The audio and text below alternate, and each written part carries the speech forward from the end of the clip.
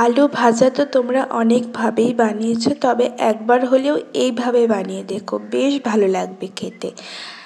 কিচ্ছু করতে হবে না, এই সিম্পল রেসিপিটার জন্য কোনো তামঝাম নেই, আর খুব সহজেই বাড়িতে বানিয়ে নিতে পারবে যে কোনো দিন যে কোনো সময়।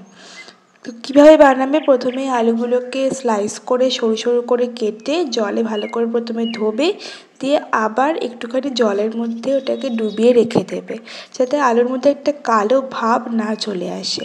এরপরে কড়াইতে সাদা তেল গরম করে আলুগুলোকে ভাজতে দেবে। সাদা তেলে করতে বলছি কারণ সরষের তেলে হলে একটা অন্যরকম গন্ধ এসে যায়, কিন্তু সাদা তেলে করলে সেরকম একটা কোনো গন্ধ বেরোবে না, মানে একটু ভালোই লাগবে। তারপরে এর মধ্যে দিচ্ছি 1 চামচ নুন, 1 চামচ চিনি আর 2টো কাঁচা লঙ্কা।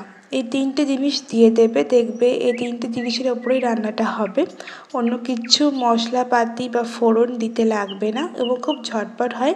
এবার আলুটা ভাজা হবে নিজে থেকেই, যতক্ষণ না ভাজতে ভাজতে একটা ব্রাউনিশ কালার চলে আসে ততক্ষণে আলুটা মানে মনে হবে যে পুরোপুরি ভাজা হয়ে গেছে, বুঝতে হবে সেটাই।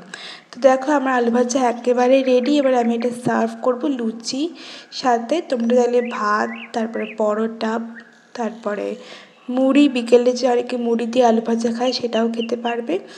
আর এটা বানানো খুবই সিম্পল এবং খুব তাড়াতাড়ি হয়ে যায়, আর এইটা খেতেও খুব ভালো হয়। তোমরা অবশ্যই একবার হলে বাড়িতে বানিয়ে দেখো।